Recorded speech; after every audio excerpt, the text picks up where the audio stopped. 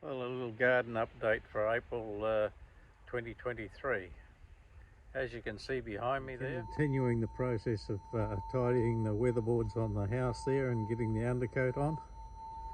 Michael and Rachel have a big set of scaffolds there that I can get up and reach around, and the very high pieces I get my son-in-law, who's 6'4", around to reach. These boards have got surface cracks.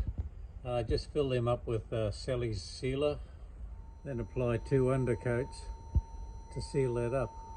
Michael's my man to get away up high there under the soffit. But one final sand now, this undercoat, and then we'll start putting the top coat on.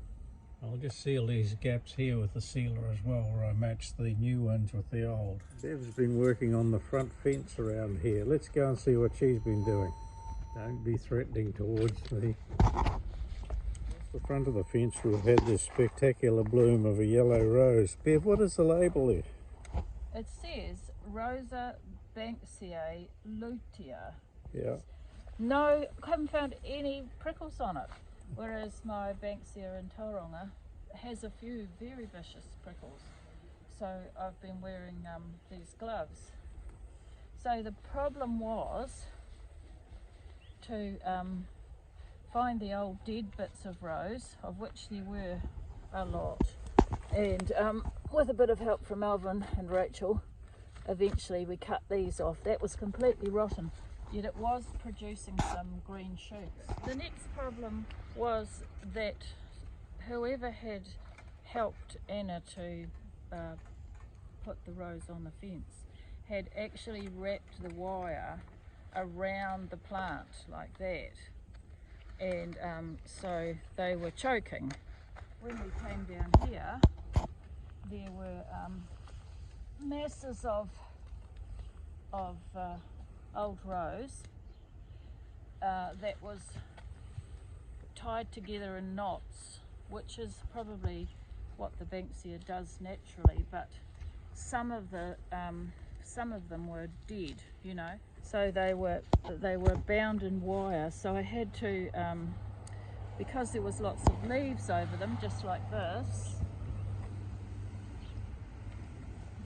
They were inside this, and I had to follow with my fingers to trace and hopefully find a long rose that continued past these knots.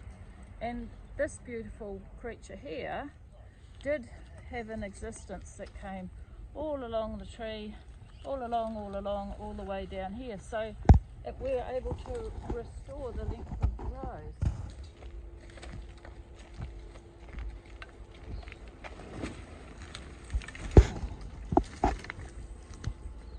So this was the great deal of wood that needed coming off. Quite a tangle, and yeah. Oh, I think I found a prickle.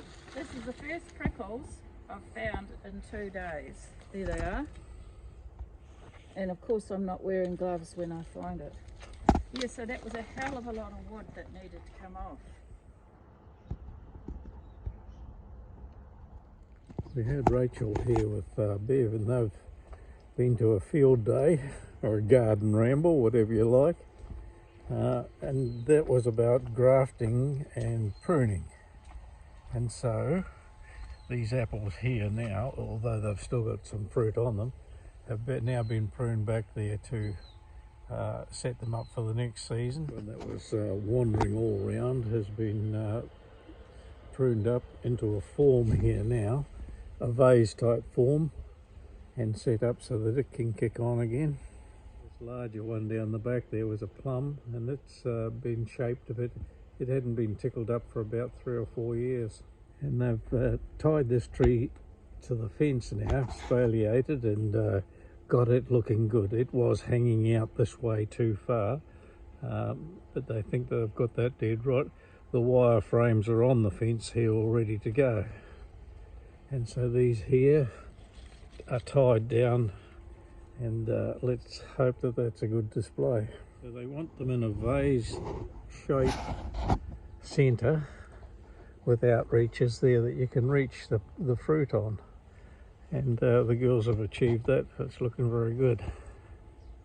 So the pears are coming to their end. There's only about 2 or 3 on there, but Rachel's got my dehydrator away at the moment, so I'll leave them in there until that comes back the end of next week.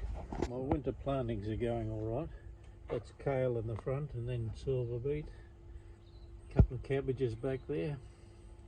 Parsnips are not up to much. I had one there for tea. They're just small little wee ones. Let's pull this one here and see what's the ashes here. You don't get much of a bloody feed off that, do you? Put some spring onions just in the end of this garden here to fill it in. Oh, there's a cabbage there I didn't know I had. Leeks in there, some silver beet, and over in that backside there is the bok choy. People, when they come to the garden, say you'll regret putting those yams in there, but I have got them enclosed on the left and the right, and I'll have that as my sacrificial area for the yams. Whether he comes to something or not, I don't know. Put 3 sorts of pumpkins in this corner here. There's another one down here, but I think it's too late for him. And there was another one in the back here that might be doing something in amongst the nasturtiums.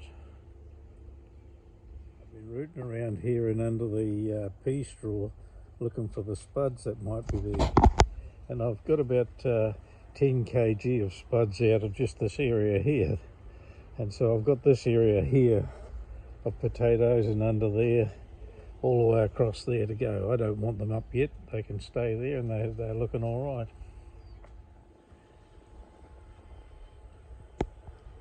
This apple tree's still got plenty on it, and they're not as sweet as some of the other apple trees, but there's a good display on there.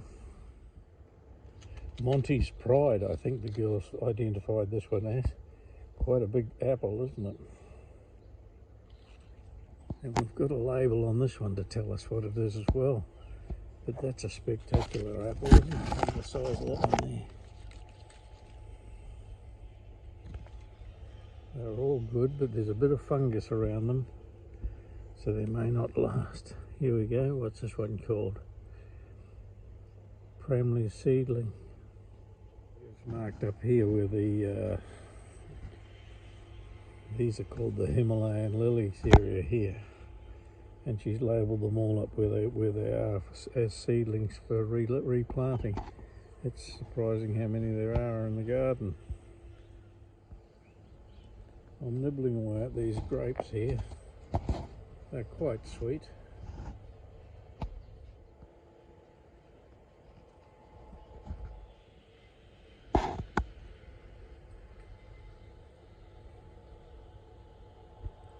Up these stairs from the back conservatory down, and I thought, oh, if I put a little door there, I'll be able to just poke my lawnmower in under there and hide a bin or 2 in under there. I've done a little bit of concreting here to fill in that gap, and that'll all blend in. Front here we got the quince. They're filling out. One fell off the other day, and these are starting to puff up quite nicely, but they're still not ready yet, and we're going to mix them with a apple to a quince and apple pie. These 2 trees in the front here are Zepri mini neck peaches, and the tree is about $40 down at the supermarket, down at Mega Mitre 10. And if these are just soft now, and they're probably best eaten.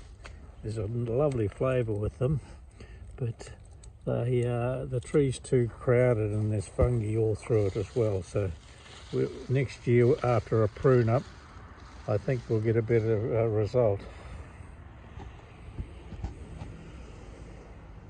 Under here you can see the fruit has gone mouldy. See them up there, they're not much good.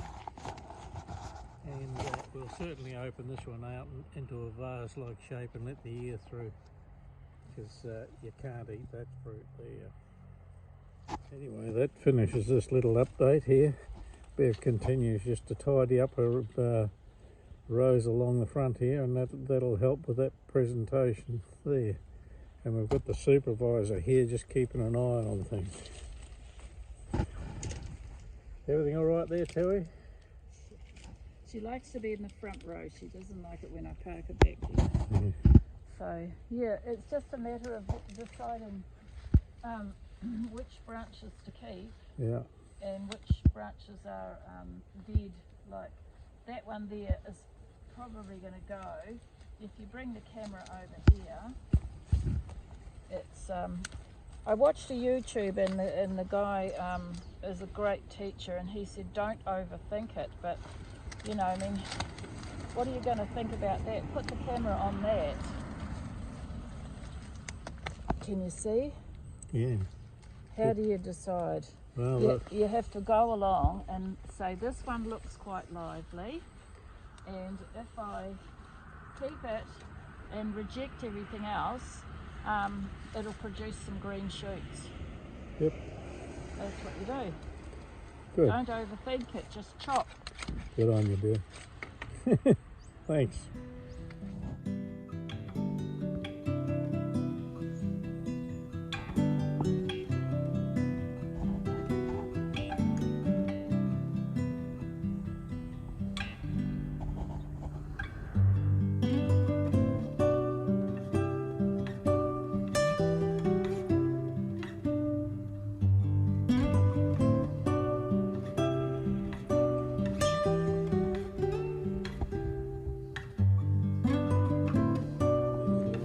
Here getting bashed around with me painting all around the house here.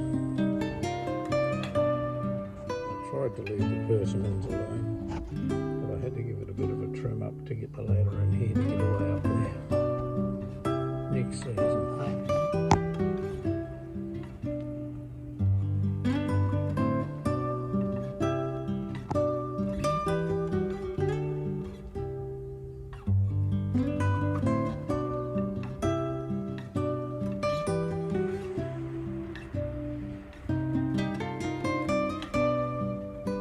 Over the last 2 days I've had paradise ducks coming here and checking this place out.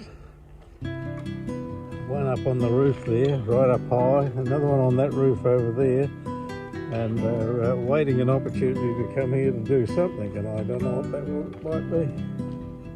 Anyway, I hope they're not pumpkin eaters.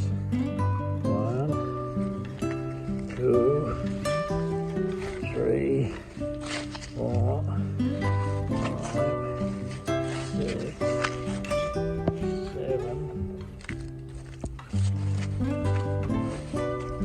8, 9 of them, and a bird's nest. We've got a bird's nest as well. They come from up there, I'd say. Anyway, thanks for watching.